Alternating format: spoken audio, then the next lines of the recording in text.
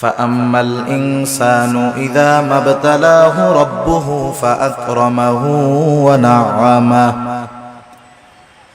আল্লাহ রাব্বুল আলামিন বলেন ফাআম্মাল ইনসানু ইযা মাবতালাহু রাব্বুহু মানুষকে যখন তার রব পরীক্ষা করার জন্য ফাআকরামাহু ওয়া না'আমা তাকে সম্মান দেয় আর সম্মান দেয় সম্পদের মালিক বানায়া দেয়।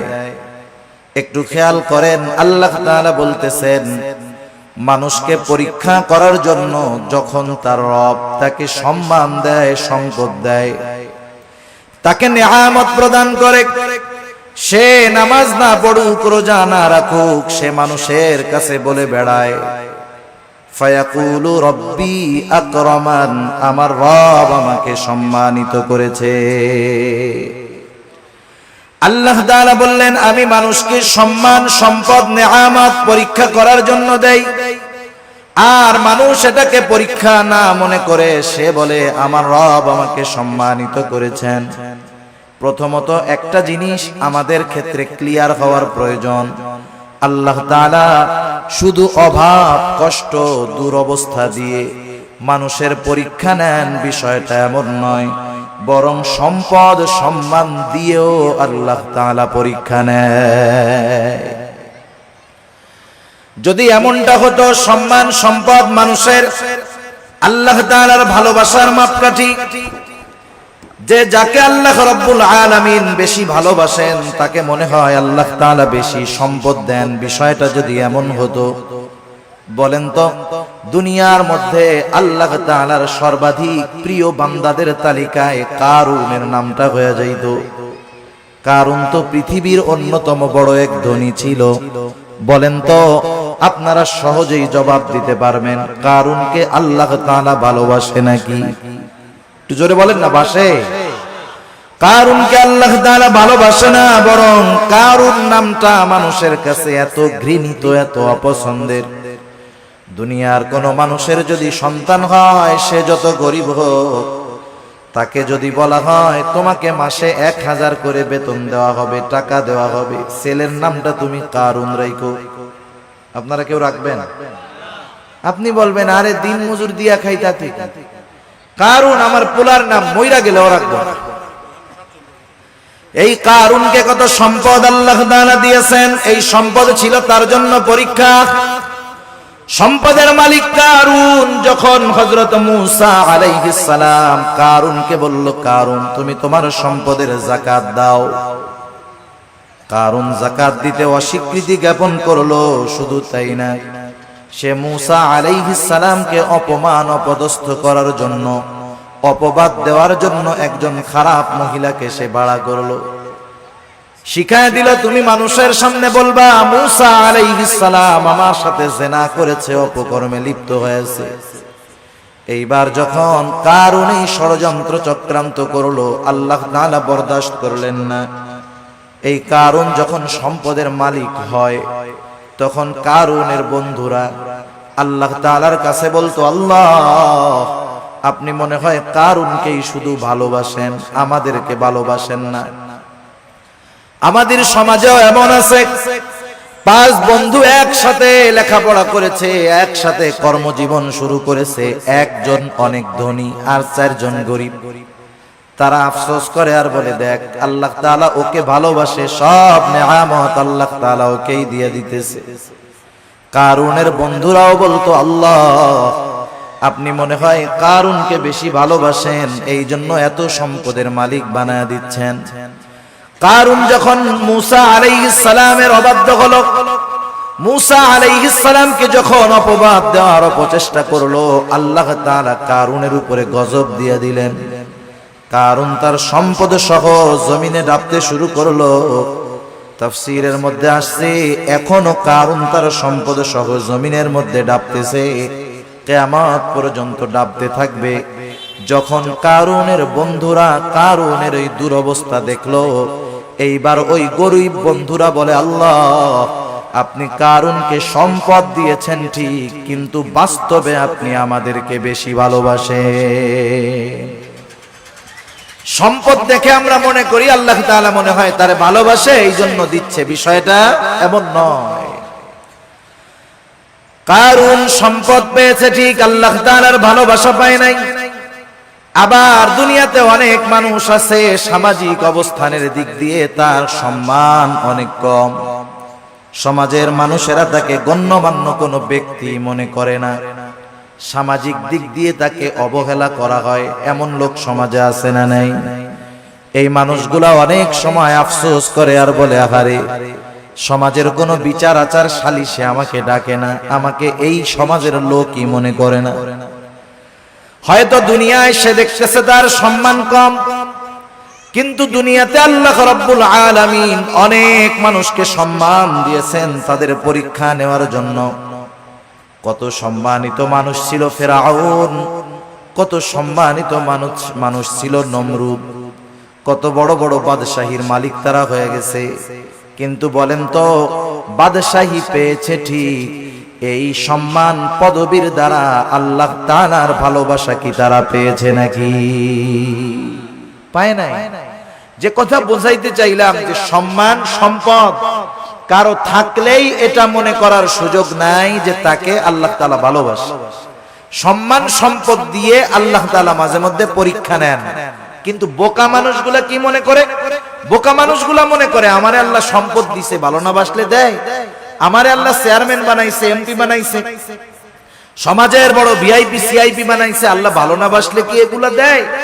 তারা এটা মনে করে। অথচ আল্লাহ কি বলেন যে তাদের রব তাদেরকে এগুলা দিয়েছে পরীক্ষা করার জন্য, আর তারা বলে আমাদের রব আমাদেরকে সম্মানিত করেছে।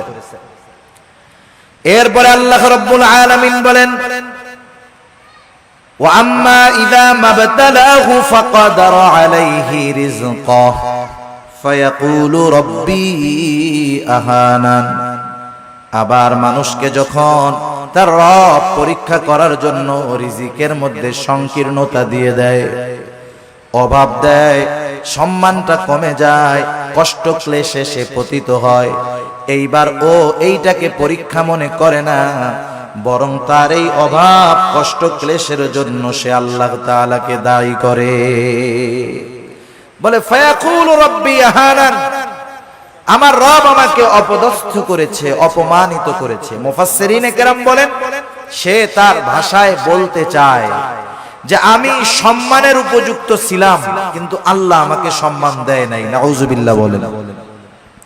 অনেক সময় অনেক জায়গায় দেখবেন, বোঝানোর জন্য বলতেছি, নির্বাচন হয় না, নির্বাচন কেউ জিতে কেউ হারে, অনেক ক্ষেত্রে কন্টেস্ট হয়। একজন হেরে গেল, সে তখন বলে হারে আমি জেতারই যোগ্য ছিলাম, কিন্তু আল্লাহ আমারে জিততে দেয় নাই। সে না জয়ী হওয়াটাকে দোষ দেয় কার? আল্লাহ তাআলা। মুফাসসিরিনে কেরাম বলেন মানুষেরা কেমন জানি বলতে চায় আমি সম্মানের উপযুক্ত ছিলাম, কিন্তু আমার রব আমারে সম্মান দেয় নাই। আমি সম্পদের উপযুক্ত ছিলাম, কিন্তু আমার রব আমাকে সম্পদ দেয় নাই।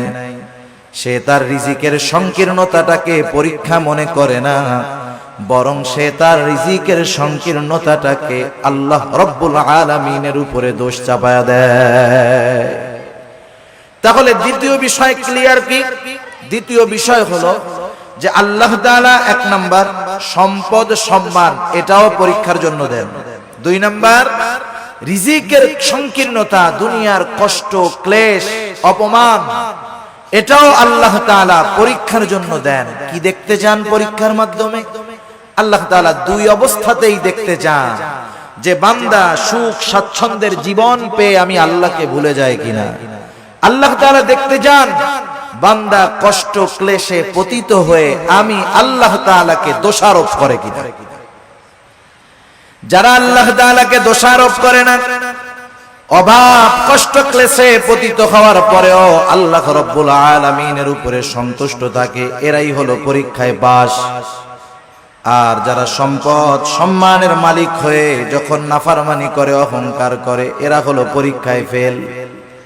এখন দ্বিতীয় শ্রেণীর মানুষ যখন অভাবে পড়ে আল্লাহ তাআলার ব্যাপারে বলে ফায়াকুলু রাব্বি আহানান, আমাদের রব আমাকে অপমানিত করেছে, আমার রব আমাকে অপদস্থ করেছে, তারা যখন আল্লাহ তাআলার ব্যাপারে এই কথা বলে, আল্লাহ রব্বুল আলামিন তাদের কথার বিপরীতে বলেন, কাল্লা, তোমরা যেই দাবি করো সেটা কখনো সঠিক নয়। জবাব দিচ্ছে কে? আল্লাহ তাআলা। কোন কথার? যে তারা বলে যে আমার রব আমাকে কি করছে? অপমান করছে। আল্লাহ তাআলা বলেন, কাল্লা, কখনো নয়। না বোধক শব্দ আছে অনেকগুলা, যেমন একটা শব্দ হলো লা, সাধারণ শব্দ না। কাল্লা, কখনো নয়, এটা আরো দৃঢ়তার সাথে না বোধক অর্থ বোঝায়। আমি শব্দটার ব্যাখ্যার দিকে যাব না। যাই হোক, দৃঢ়তার সাথে আল্লাহ তাআলা বলতেছেন, কখনো নয়, আমি কখনো এমনটা করি নাই। বরং তোমরা যে রিজিকের সংকীর্ণতার মুখোমুখি হও, এটা তোমাদের নিজেদের কারণে। কাদের কারণে? নিজেদের কারণে। সেই কারণগুলো কি? এই সূরায় আল্লাহ তাআলা রিজিক এই সংকীর্ণতার 4টি কারণ বর্ণনা করেছেন। কয়টি কারণ? আপনারা একটু কষ্ট করে একটু সামনে আসেন, যে কয়জন আছেন একটু সামনে আসেন, জিকিরের সাথে সাথে একটু কষ্ট করে সামনে আসেন। বাম দিক তাকায় আর কথা বলতে ভালো লাগতেছে না, একটু সামনে আসেন জিকিরের সাথে সাথে। লা ইলাহা। যারা মুরব্বিরা আছেন একটু সামনে আসেন। বাচ্চারা সামনে থাকলে ওরা কথা বুঝে, ওরা তো হুজুরদের ডরে বয়ে রয়েছে ওই জায়গায়, যে উঠে গেলে হুজুরে আবার পরে কিছু বলে কিনা, বুঝেন নাই? আপনারা একটু সামনে আসেন, এই সামনে আমার সামনাসামনি আসেন, একেবারে আমার সামনাসামনি আসেন জিকিরের সাথে সাথে। লা ইলাহা ইল্লাল্লাহ, লা ইলাহা,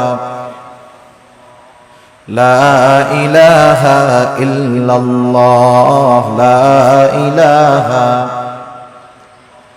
লা ইলাহা ইল্লাল্লাহু মুহাম্মাদুর রাসূলুল্লাহ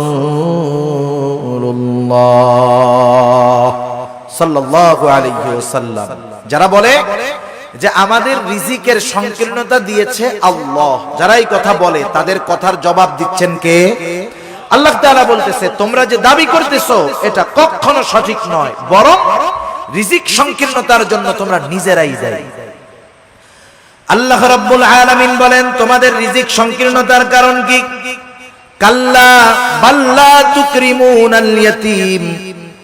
শুনে নাও, বরং তোমাদের রিজিক সংকীর্ণতার 1 নাম্বার কারণ, তোমরা ইয়াতীমকে সম্মান করো না। একটু খেয়াল দিয়ে শুনবেন, রিজিক সংকীর্ণতার 1 নাম্বার কারণ, তোমরা ইয়াতীমকে সম্মান করো না।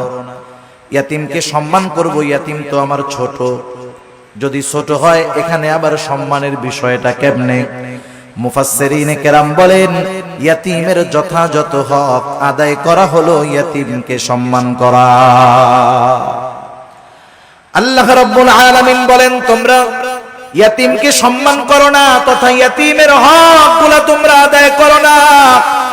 বরং সমাজের মধ্যে অনেক মানুষ আছে ইয়াতীমের অভিভাবক, সে ইয়াতীমের হক আদায় করবে কোথায়? ইয়াতীমেরটাই তো খায় ফেলে। আছে না নাই? ইয়াতীমের সম্পদ এটা বড় জঘন্য সম্পদ। আল্লাহ তাআলা সাধারণ ভাবেই বলেন, ইয়া আইয়ুহাল্লাযীনা আমানু লা তাকুলু আমওয়ালাকুম বাইনাকুম বিল বাতিল।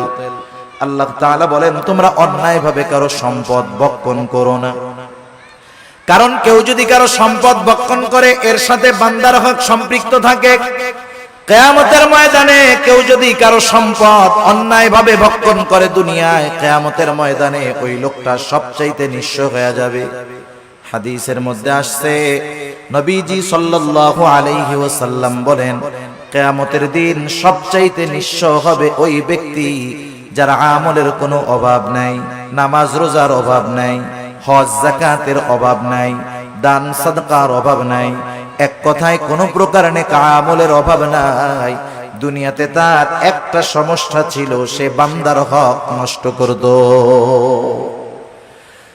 পাহাড় পরিমাণ আমল নিয়ে বান্দার হক নষ্টকারী কিয়ামতের ময়দানে আল্লাহর সামনে উঠবে। ও নেকের পাহাড় দেখে চিন্তা করবে, ওর জান্নাতে যাওয়া কে ঠেকায় আছে? আল্লাহ তাআলা তাকে জান্নাতে যাওয়ার অনুমতি দেওয়ার পূর্বে তার ব্যাপারে আল্লাহ রাব্বুল আলামিনের দরবারে মানুষেরা অভিযোগ দায়ের করবে। লম্বা হাদিস, আমি শুধু সারমর্ম কথাগুলা বলতেছি। কিছু লোক তার বিরুদ্ধে আল্লাহ রাব্বুল আলামিনের কাছে অভিযোগ দায়ের করবে। লোকটা হয়তো বলবে, আল্লাহ, এই লোকটা দুনিয়াতে আমার হক নষ্ট করেছিল। কেউ বলবে আমার সম্পদ দখল দিয়েছিল, কেউ বলবে আমাকে কষ্ট দিয়েছিল। এক কথায় আমার হক নষ্ট করেছিল আল্লাহ। দুনিয়ার ভিতরে আমি দুর্বল থাকার কারণে আমি ন্যায় বিচার পাই নাই। দুনিয়াতে আমি মাজলুম ছিলাম, আয় আল্লাহ, আজকের দিন আমি কি ন্যায় বিচার পাবো না? বরং আল্লাহ রব্বুল আলামিন তো সেই দিন ন্যায় বিচার কায়েম করবে, ইনসাফের আদালত আল্লাহ তাআলা প্রতিষ্ঠা করবে। আল্লাহ রব্বুল আলামিন বলেন, ওয়ানাদাউল মাওয়াজিনাল কিসতা লিয়াউমিল কিয়ামাতি ফালা তুযলামু নাফসুন শাইআ। আল্লাহ রাব্বুল আলামিন বলেন, আমি কিয়ামতের দিন ইনসাফের আদালত কায়েম করব। ওয়ানাদাউল মাওয়াজিনাল কিসতা লিয়াউমিল কিয়ামাহ, এমন ইনসাফ ওয়ালা আদালত আল্লাহ তাআলা বলেন, ফালা তুযলামু নাফসুন শাইআ, সেই দিন কারো উপরে সামান্যতম কোনো জুলুম করা হবে না। বরং কি হবে, ওয়া ইন কানা মিসকালা হাববাতিন মিন খারদালিন আতাইনা বিহা, কেউ যদি দুনিয়াতে কোনো সরিষা দানা পরিমাণ কোনো আমল করে থাকে, আল্লাহ রব্বুল আলামিন বলেন, আতাইনা বিহা, ওই আমল সহকারে আমি আল্লাহ তাকে হাজির করব। দুনিয়াতে সরিষা দানা পরিমাণ আমল যদি কেউ করে, সেই সরিষা দানা পরিমাণ আমল সহ তাকে হাজির করা হবে। শুধু হাজির করবে আল্লাহ তাআলা তা না, বরং আল্লাহ সুবহানাহু ওয়া তাআলা ওই আমলের হিসাব নেবেন। সুবহানাল্লাহ। মোট কথা, সেই দিন আল্লাহ তাআলা ন্যায় বিচার করবে। লোকটা এবার আল্লাহ তাআলার কাছে অভিযোগ দায়ের করবে, আল্লাহ রাব্বুল আলামিন তার অভিযোগ গ্রহণ করবে।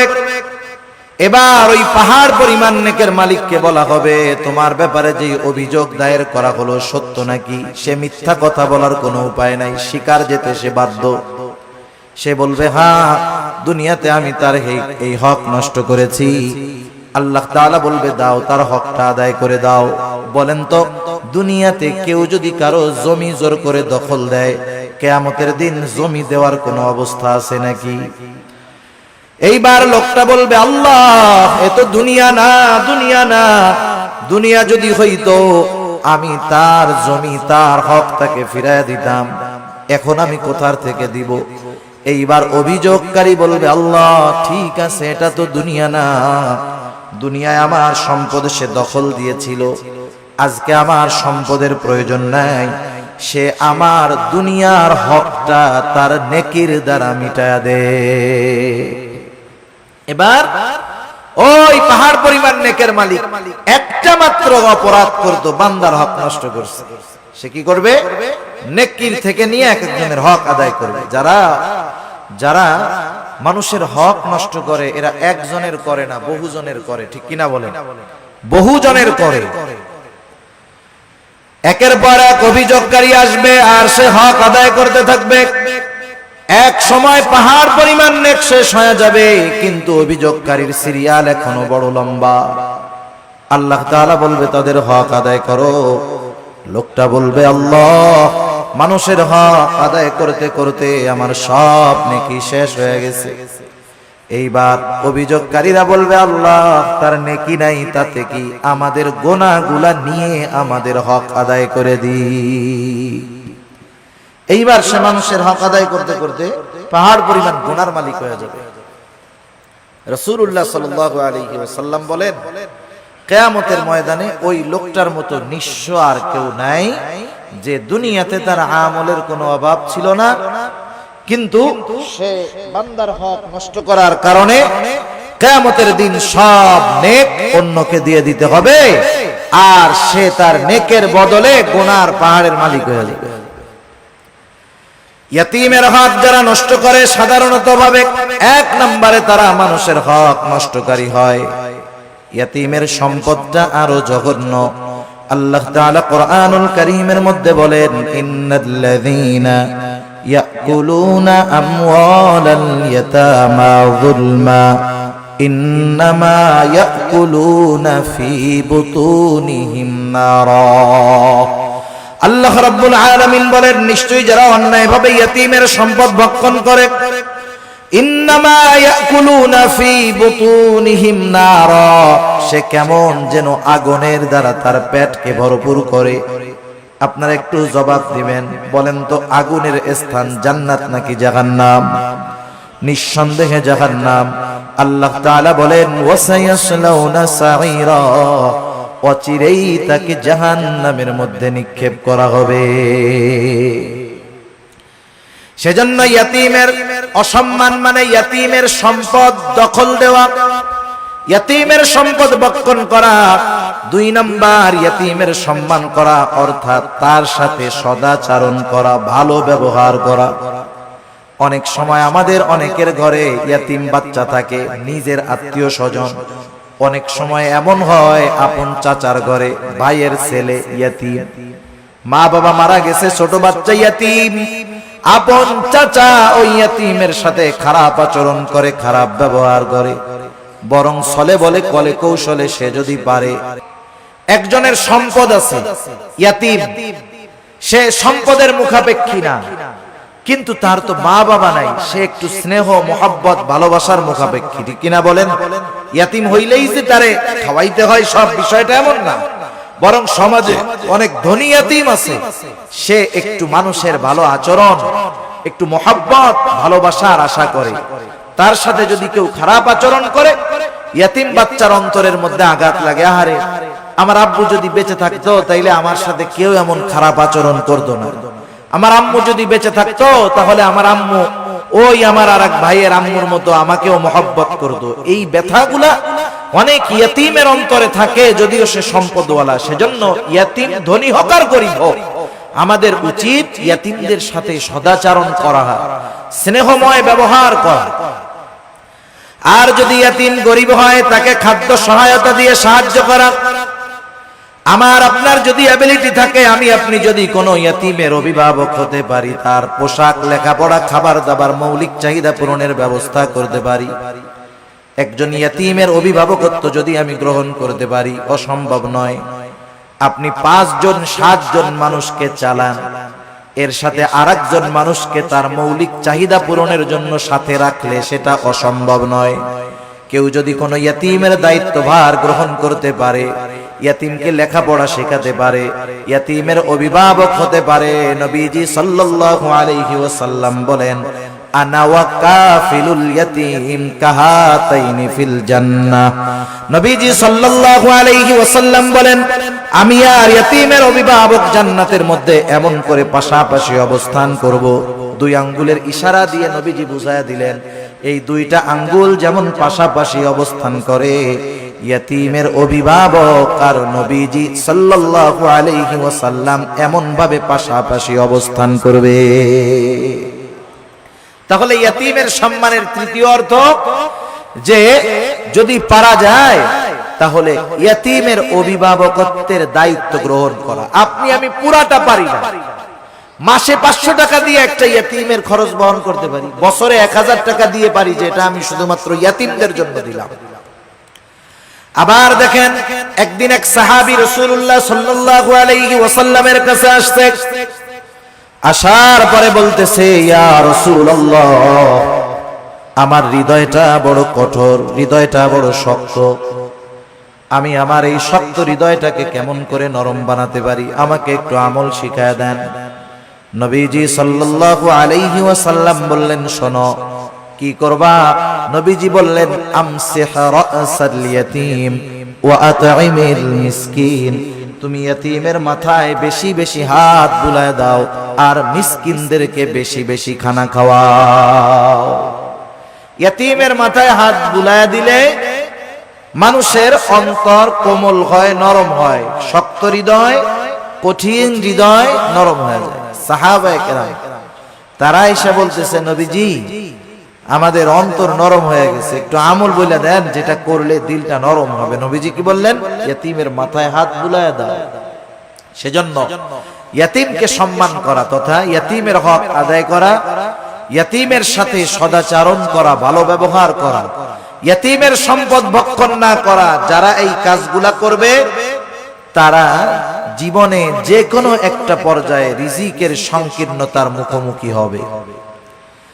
তাহলে রিজিক সংকীর্ণতার চার কারণের প্রথম কারণ হলো আল্লাহ তাআলা বলেন তোমরা ইয়াতীমদেরকে সম্মান করো না তথা ইয়াতীমের হক তোমরা আদায় করো না।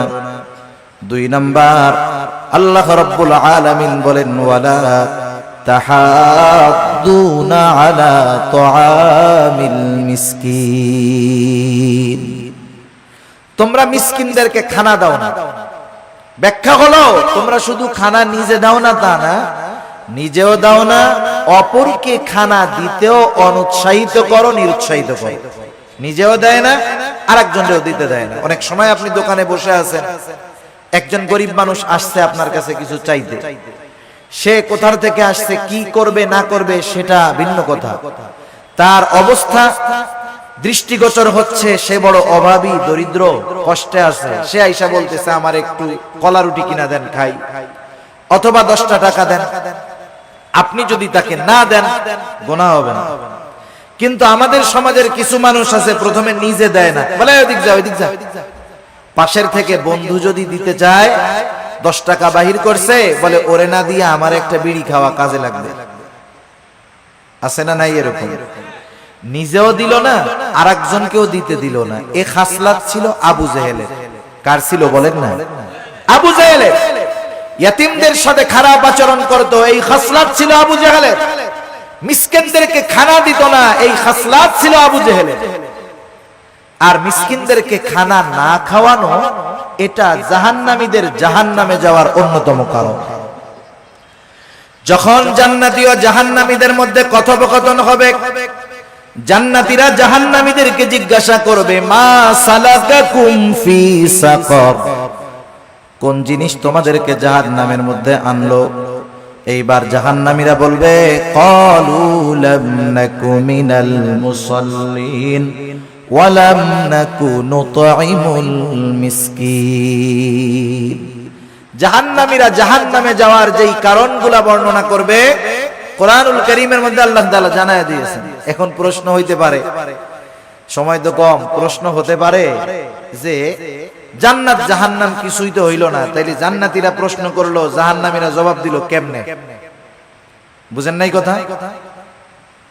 সময়টা 3 ভাগে বিভক্ত। সময় কয় ভাগে বিভক্ত? একটা অতীত, একটা বর্তমান, আর একটা কি ভবিষ্যৎ। এটা মানুষের কাছে, আমাদের কাছে সময় 3 ভাগে বিভক্ত, অতীত, বর্তমান, ভবিষ্যৎ। আর আল্লাহ তাআলার কাছে সময় একটাই, সেটা হলো প্রেজেন্ট। সব কিছু বর্তমান, কি হয়েছে, হচ্ছে, হবে, সব আল্লাহ তাআলার ইলমের মধ্যে আছে, সব হাজির, সব প্রেজেন্ট আল্লাহ তাআলার কাছে। যেটা আমাদের কাছে ভবিষ্যৎ, সেটা আল্লাহ তাআলার কাছে কি বর্তমান। যেটা আমাদের কাছে অতীত, সেটা আল্লাহ তাআলার কাছে বর্তমান। সেজন্য আল্লাহ তাআলার ইলমের মধ্যে সব আছে, সহজ হিসাব। জাহান্নামীরা জাহান্নামে যাওয়ার কারণ হিসাবে বলবে আমরা মুসল্লি ছিলাম না, নামাজি ছিলাম না। দ্বিতীয় কারণ হিসাবে বলবে ওয়ালাম নাকু নুতঈমুল মিসকিন, আমরা মিসকিনদেরকে খানা দিতাম না। আসেন, আল্লাহ তাআলা বলতেছে দুনিয়ায় রিজিক সংকীর্ণতার দ্বিতীয় কারণ হলো তোমরা মানুষদেরকে, মিসকিনদেরকে খানা দাও না, নিজেও দাও না, অপরকে নিরুৎসাহিত করো। এখন একজন দিল না, আমার উচিত, আমার পকেটে টাকা নাই, আমার কাছে নাই, আমি যদি আরেকজনকে বলি বন্ধু 10টা টাকা ওকে দিয়ে দাও, একটা রুটি কিনে দাও, একটা কলা কিনে দাও, আমি শুধু এতটুকু সুপারিশ করলাম, সে যে কয় টাকা দান করবে আমি শুধু সুপারিশ করার কারণে তার দানের সমপরিমাণ নেকির মালিক হয়ে যাব। কিন্তু আমাদের খাসলাত কি? নিজেও দেই না, আরেকজনকেও দিতে মানা করি। সেজন্য মিসকিনদেরকে খানা খাওয়ানো, মিসকিনদেরকে খানা খাওয়ানো এটা বড় ফজিলতের কাজ। শুধু মিসকিনদেরকে নয়, সাধারণভাবে প্রত্যেকটা মানুষকে খানা খাওয়ানো ভালো কাজ।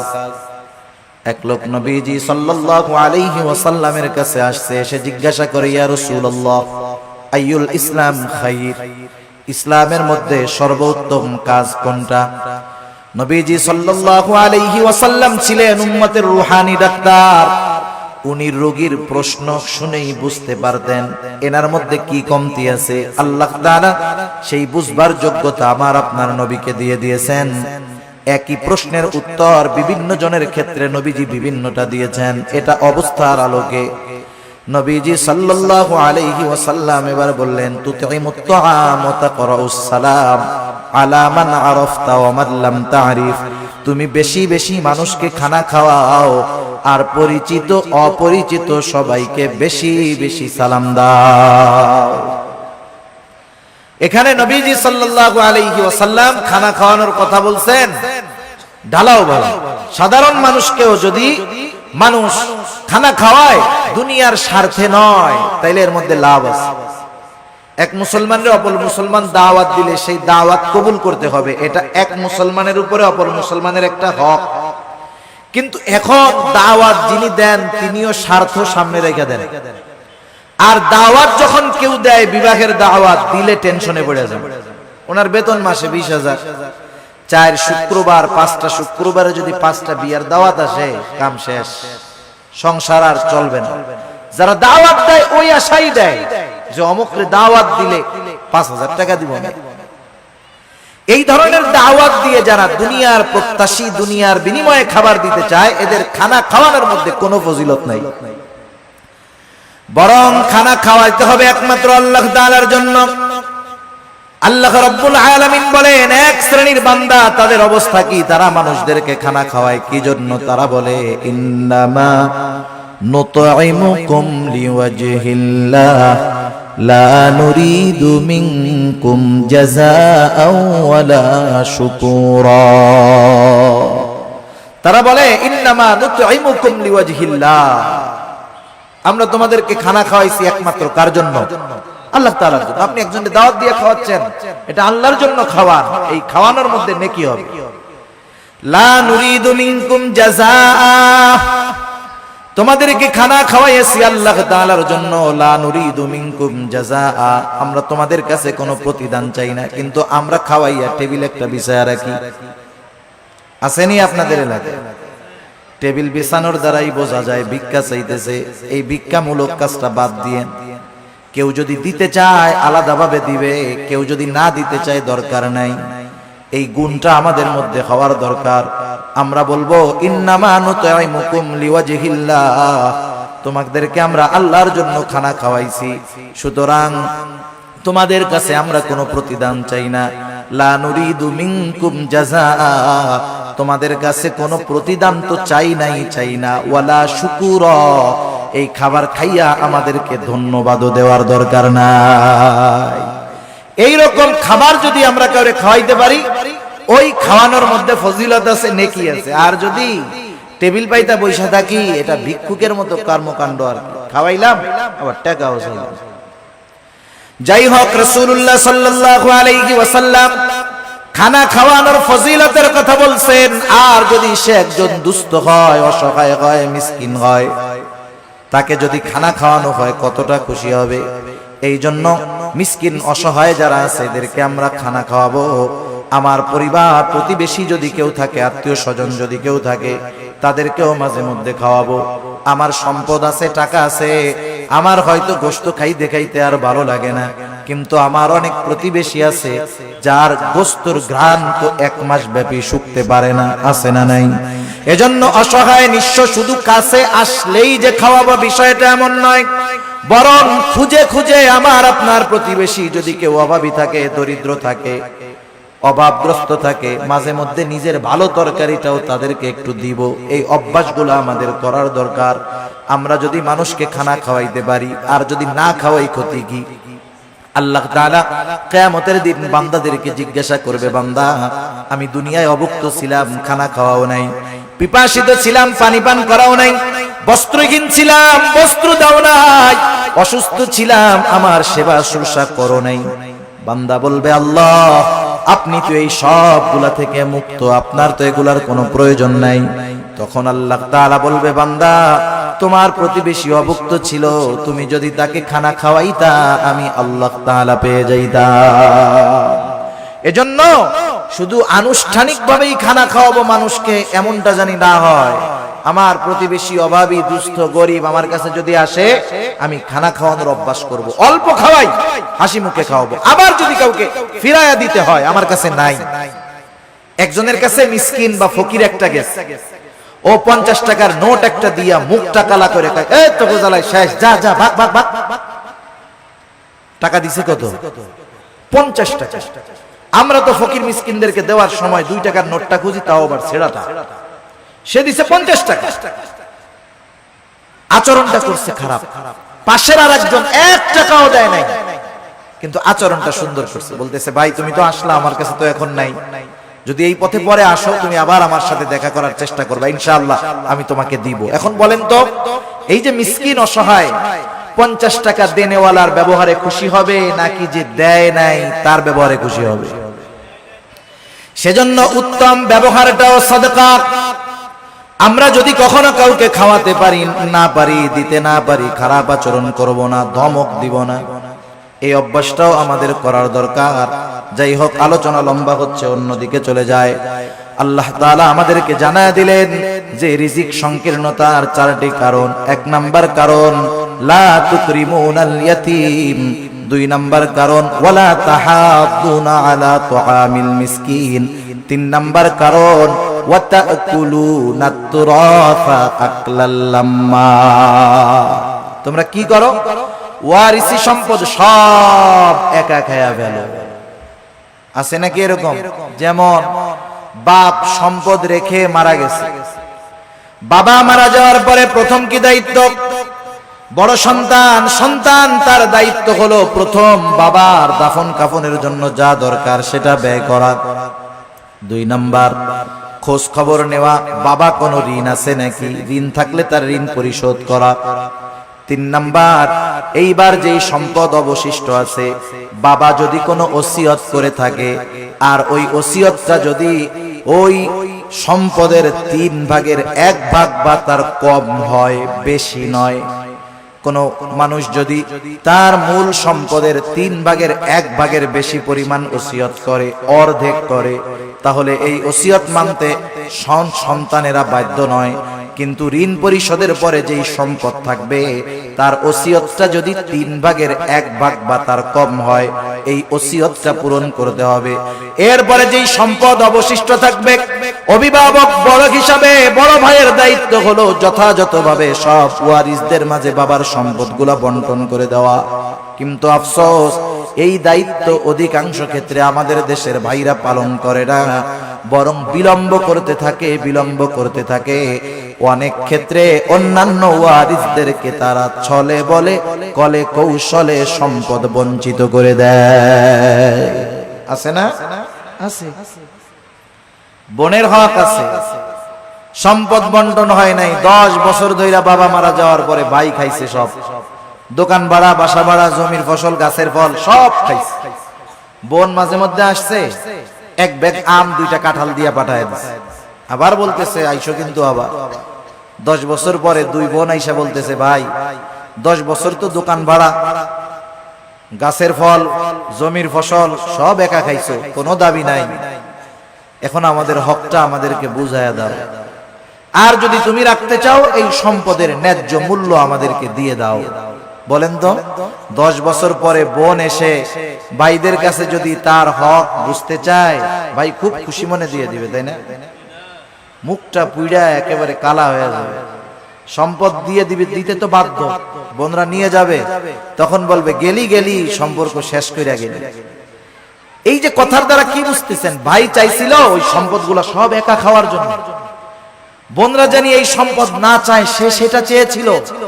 এই ধরনের চাহিদা আমাদের কারো মধ্যে যদি থাকে, যদি চিন্তা করি যে আমি 1 ভাই 5টা বোন আছে, সম্পদ যদি বন্টন হয়ে যায় আমার সম্পদে কমতি পড়ে যাবে, আমার সন্তানেরা সম্পদ কম ভাগে পাবে, ও যদি চিন্তা করে ওই সম্পদ তার সম্পদে প্রবৃদ্ধি দিবে, ভুল, বরং আল্লাহ তাআলা এমন বিমার দিবে সব সম্পদ শেষ হয়ে যাবে। ঠিক কিনা বলেন? এরকম বহুত মানুষ আমরা দেখছি, মানুষের হক নষ্ট করে সম্পদের পাহাড় বানায় ফেলছে। আল্লাহ তাআলা রিজিকের দরজা ক্লোজ করে দিয়েছে, ভোগ করতে পারে নাই, সম্পদ সব চিকিৎসা করতে করতে শেষ। সেজন্য ওয়ারিসি সম্পদ ভক্ষণ করার চেষ্টা করব না। এখানেও বান্দার হক আছে। সেজন্য নিজ দায়িত্বে ওয়ারিসদের সম্পদগুলা ফিরাইয়া দিব। খবরদার, ঠকানোরও চেষ্টা করব না। অনেক সময় জমি আছে রাস্তার পাশে, 3 ভাগ করার সময় আমি রাস্তার পাশের টুকু নেই, এরপরে পেছনালারে দেই, এরপরে তারে দেই। বলেন তো, যেই জমির সাথে রাস্তা নাই, ওই জমির সাথে রাস্তা না থাকার কারণে যেই জমির সাথে রাস্তা আছে ওই জমির পাশেও যদি জমিটা হয়, শুধু রাস্তা না থাকার কারণে ওই জমিটার দাম অর্ধেক হয়ে যায়। সেজন্য বন্টনের ক্ষেত্রে সিস্টেম মুআফিক করতে হবে, ঠকানো যাবে না কাউকে। আল্লাহ তাআলা বলেন, তোমাদের রিজিক সংকীর্ণতার দ্বিতীয় কারণ ওয়াতাকুলুনাত তুরাসা আকলাল লাম্মা, ওয়ারিসি সম্পদ সব তোমরা একা ভক্ষণ করে ফেলো। 4 নম্বর আল্লাহ তাআলা বলেন ওয়াতুহিব্বুনাল মালা হুব্বান জাম্মা। মানুষ যে এই আকামগুলা করে, গুনাহগুলা করে, এর অন্যতম কারণ কি? মালের মহব্বত। কিসের মহব্বত? মালের মহব্বত, সম্পদের মহব্বত, দুনিয়ার মহব্বত। দুনিয়াতে সম্পদ উপার্জন করা মানা না। কেউ যদি মনে করে সম্পদ উপার্জন করা মানা, তাহলে সে ভুলের মধ্যে আছে। কিন্তু সব সম্পদ উপার্জন করতে গিয়ে আল্লাহ তাআলাকে যদি ভুলে যায়, এটাই হলো তার জন্য ক্ষতির কারণ। এজন্য আল্লাহ তাআলা বলেন, ইয়া আইয়ুহাল্লাযীনা আমানু লা তুলহিকুম আমওয়ালুকুম ওয়ালা আওলাদুকুম আন যিকরিল্লাহ। আল্লাহ তাআলা বলেন, হে ঈমানদারেরা, তোমাদের সন্তান সম্পদ তোমাদেরকে জানি আল্লাহ তাআলার জিকির থেকে গাফেল না বানায়া দেয়। মনে রাখতে হবে, যেই সম্পদের কারণে আমি আল্লাহকে ভুলে যাই, যেই সম্পদ উপার্জন করার জন্য আমি নামাজ ছেড়ে দিয়েছি, রোজা ছেড়ে দিয়েছি, হারাম হালাল যাচাই বাছাই ছেড়ে দিয়েছি, মনে রাখতে হবে এই সম্পদ আমার জন্য কল্যাণ বয়ে আনবে না।